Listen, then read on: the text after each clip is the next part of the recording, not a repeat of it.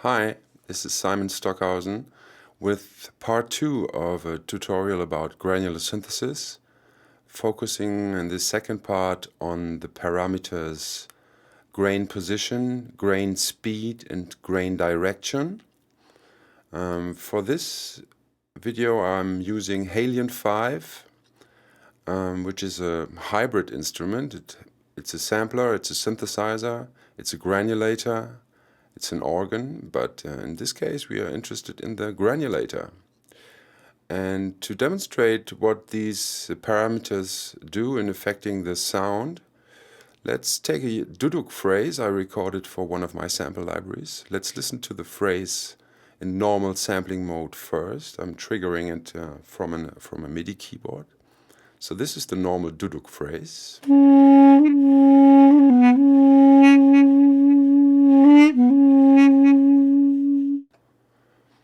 So in normal sampling, the chipmunk effect would occur. Now I'm playing it an octave higher.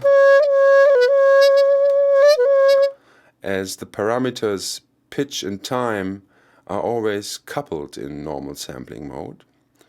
One aspect of granular synthesis is that these parameters are detached from each other. So I'm switching to grain.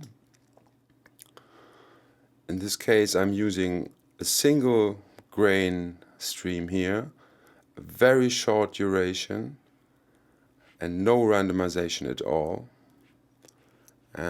with a normal shape, but we will come to the shapes later. So it now sounds like this.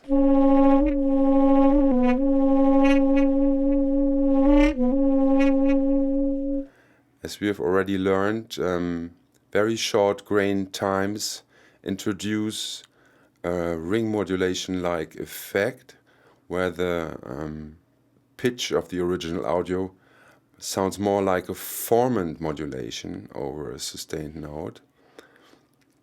Now let's increase the length so the original audio is more audible. Increase also the number of grain streams, so let's make it 4, for instance.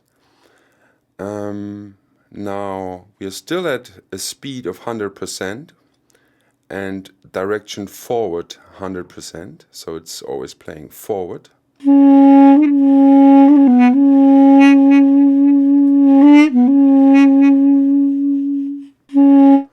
So this is pretty much sounding like the original audio. I think I have to turn the volume down a bit because we're getting too hot.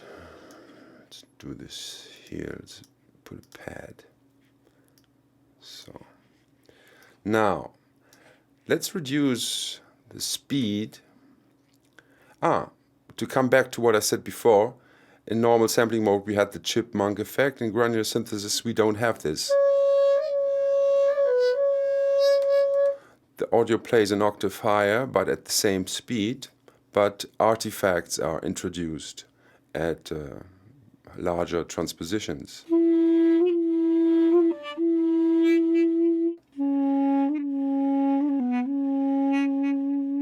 Now let's put the speed to 30%. The artifacts are more audible.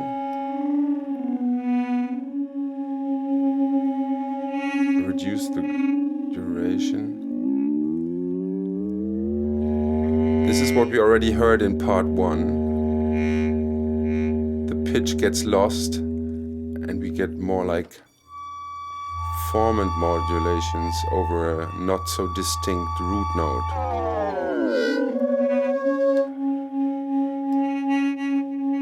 Now let's add a slight randomization of the grain position to get rid of this robotic sound, meaning that the playhead is sort of floating around one point, but each grain stream is has a slight offset.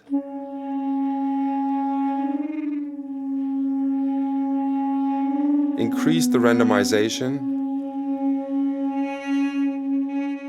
Sound gets more smooth. Increase duration. turn the speed even lower. Let's put it to 10%, so it's 10 times as slow as the original audio, or 10 times slower.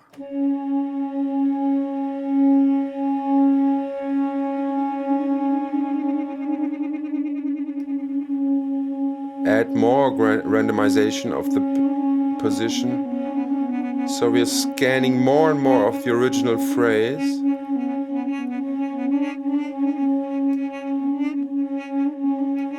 Increase the duration to have more overlapping.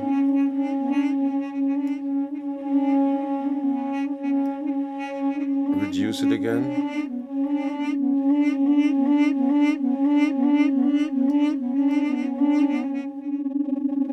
Now the duration of the grain is very short. And we add more randomization to position. So little particles are now generated all over the original audio.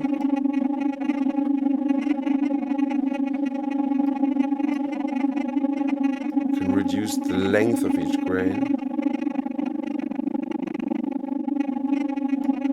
Increase the duration.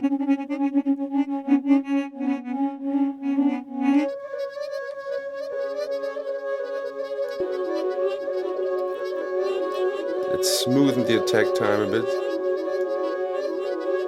Increase the release.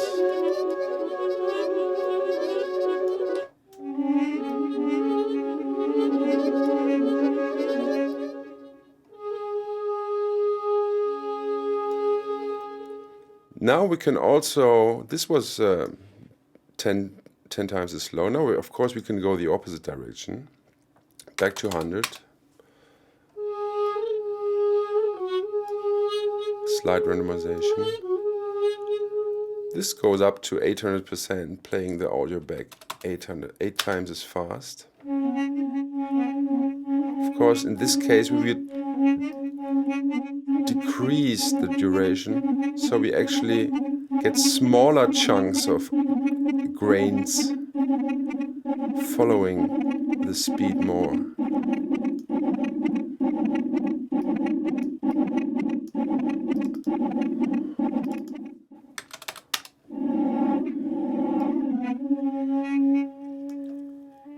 We could also modulate this with a real-time modulator like the mod wheel or a macro or whatever, but this is not the topic of this tutorial.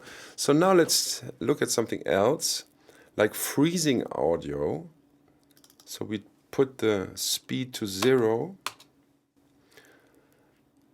put the position in the middle of the first note.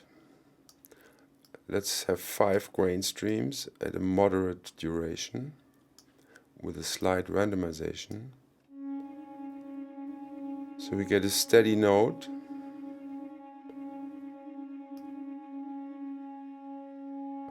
I could now assign the mod wheel or aftertouch, for instance, to position and scan through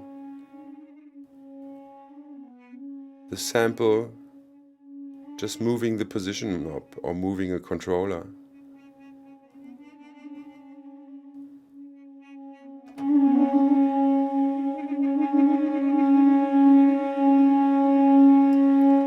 Or what I can do, I can now create like a slightly fluctuating grain cloud by, for instance, assigning a LFO to grain position.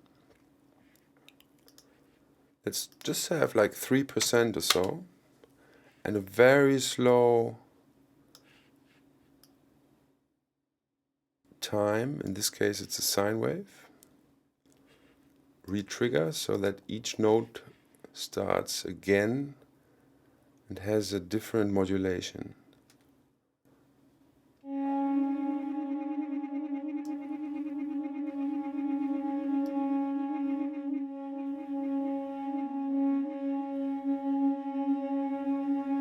So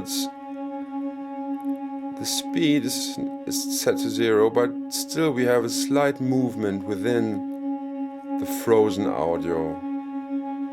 You can decrease randomization or increase it to make the cloud more washy, so to speak.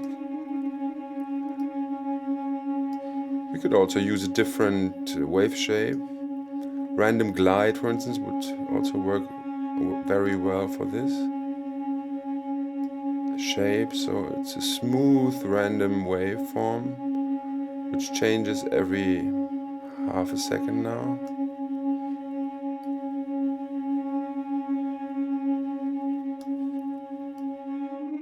Or we put now the position in the middle of the sample and increase the modulation via the LFO to the whole range. It's a bipolar LFO, so 50% will scan to both sides, as we see here. Now let's make the LFO much slower.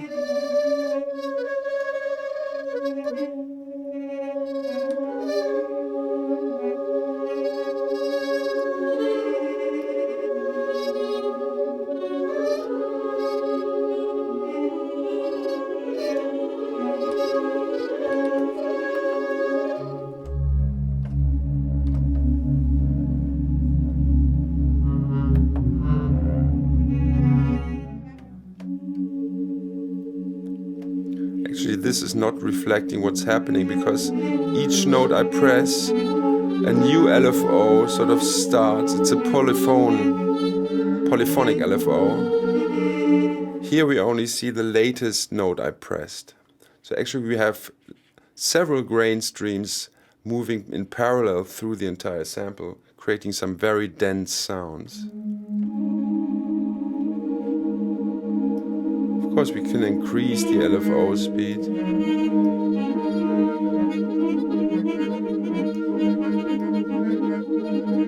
So now the LFO is scanning very fastly through the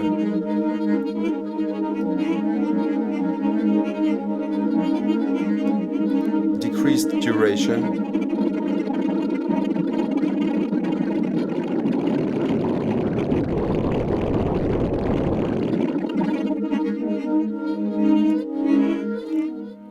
Now let's get rid of this LFO thing again. Just set it to 0. And have a look at another grain position parameter. So we have frozen the audio, it's still at 0. We are somewhere here in the sample. The randomization can be very big, I showed you before. If we increase the number of grain streams, let's say to 8, it's getting more dense. And now we have 8 sample playheads, each one scanning the audio at different positions. Decrease the randomization.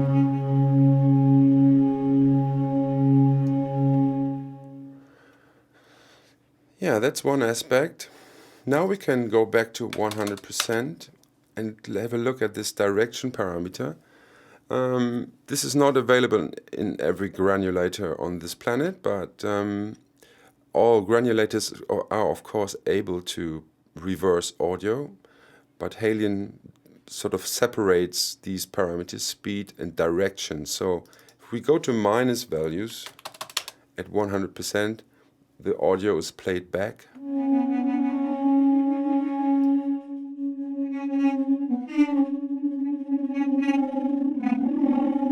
Other granulators might use negative speed values to achieve the same result.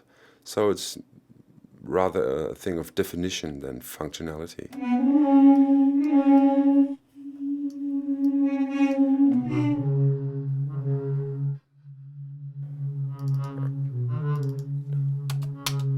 We could of course now also assign something to direction modulator, so we could switch back and forth between forward and backwards.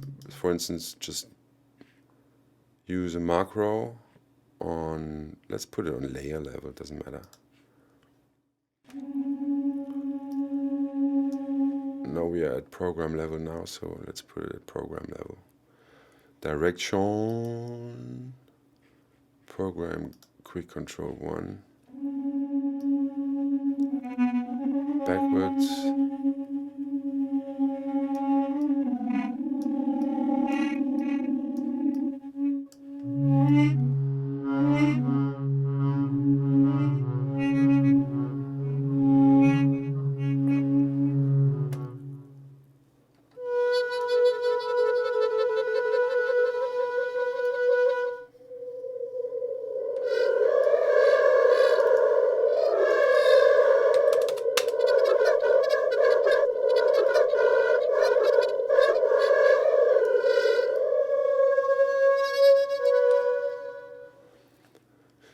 so that should make it pretty clear.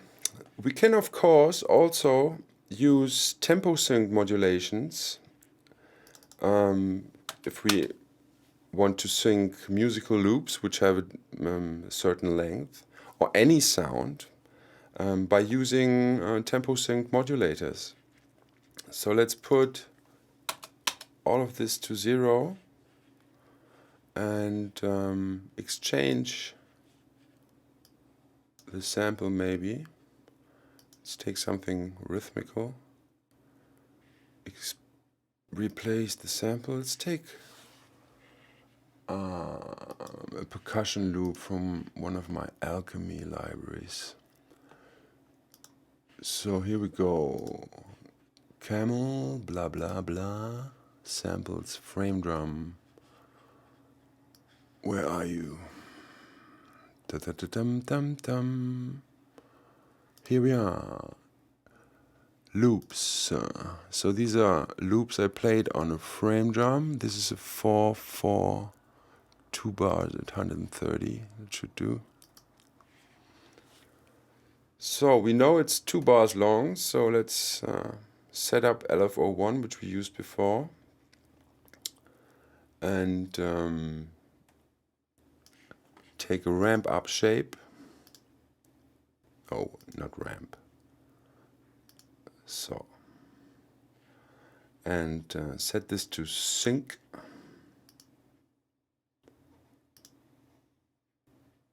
Yep. And set it to 2 bars, which would be 8/4. Set it to 100. 50. If I put the grain position, it's a bipolar, set to bipolar, so I would have to put the position at 50% in the middle of the sample. Ich mache gerade ein Video. Ich mache gerade ein Video. Sorry, that was somebody calling me.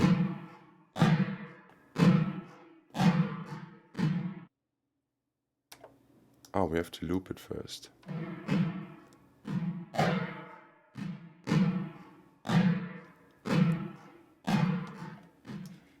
Double speed would be 4/4.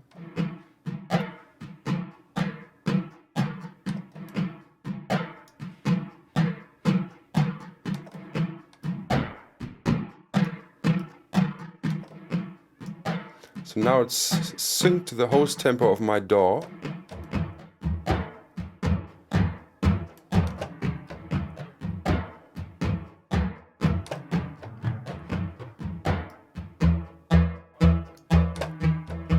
Get rid of the randomization.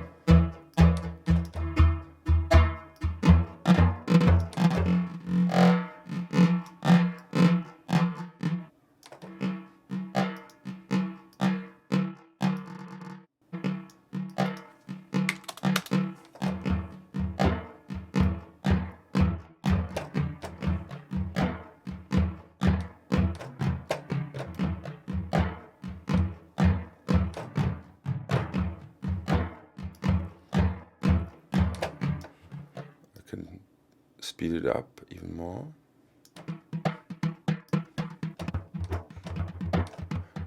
Now it's getting more into the range of the original audio. just loop this.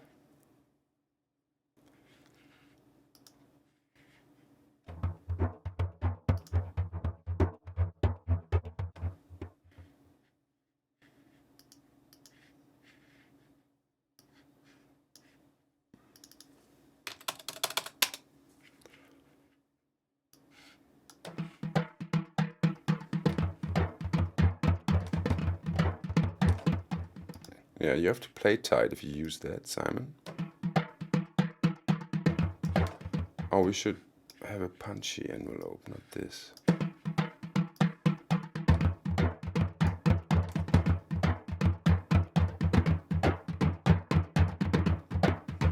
So you get the idea.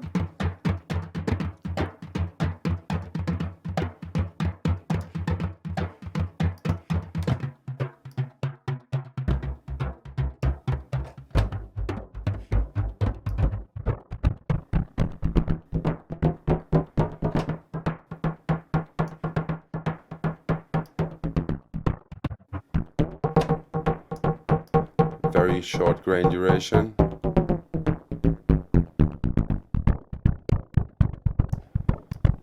Decrease the number of grain streams.